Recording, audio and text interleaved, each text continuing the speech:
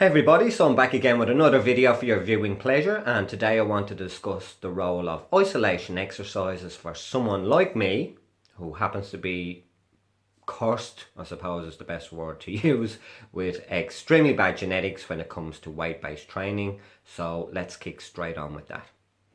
If you've been unlucky enough to come across one of my previous videos, you'll know that I tend to base pretty much all of my workouts around the compound movements, either a squat, a deadlift variation, a bench press, overhead press, or some sort of pull-up movement.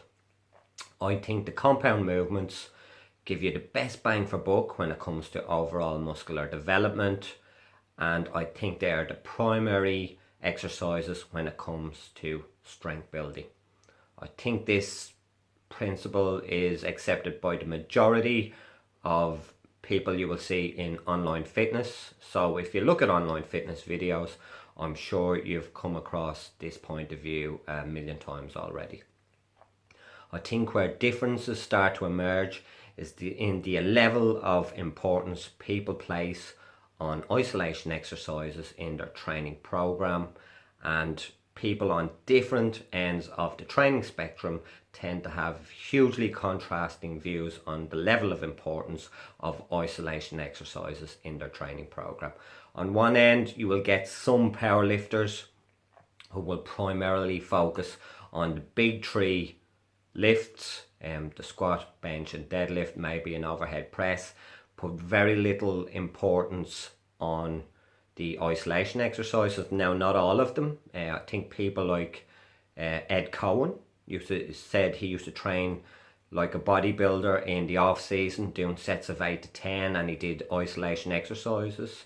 So it's not a universal thing, but some powerlifters will tend to stick to the big three moves and place very little emphasis on isolation exercises. Then on the other end of the spectrum, you will get some bodybuilders, again not all bodybuilders, some bodybuilders who will go into the gym and just do a whole workout based on, say, isolation exercises for their arms and not do any compound movements at all.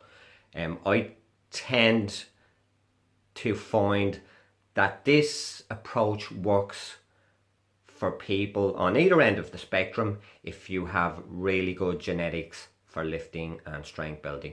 I think Stan Efferding probably said it best in a video recently where he said that genetics reign supreme. So if you're a person who has great genetic ability when it comes to muscle building and strength building, if you're on either end of the training spectrum, whether you just stick to the compound movements or you're a bodybuilder and you tend to do a whole workout on isolation exercises for one body part, you will still get good results if you train hard and you have good genetics. Unfortunately, if you're a person like me, it doesn't tend to work like that.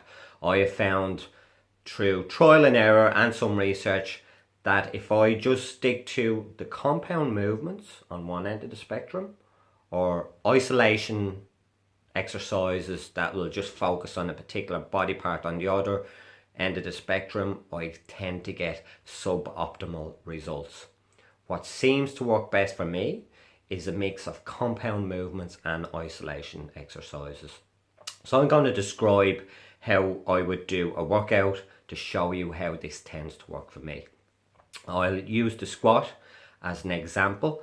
And on Mondays, I tend to do pause squats or some sort of squat variation, maybe tempo squats. After I finish my squats, I will then do something like a Romanian deadlift that will allow me to target the hamstrings and glutes more efficiently and effectively, tend to allow me to isolate them more.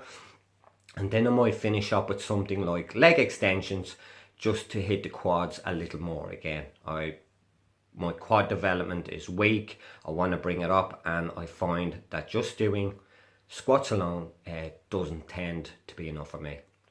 On Fridays I will do just 5x5 on squat.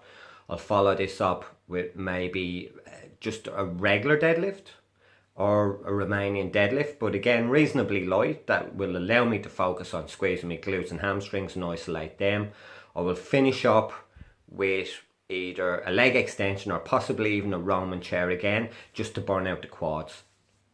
I find this mix of compound movements and isolation exercises works really well for me in terms of bringing up my legs. It's also allowing me to, with the amount of volume I'm using, it allows me to recover enough to be able to complete my next workout. So I think I've got the volume right in terms of compound movements and isolation exercises, and I seem to be getting more development in terms of the amount of muscle I'm building, while simultaneously getting stronger on the 3 compound movements, with taking this approach of a mix of isolation exercises after I've done my compound movements.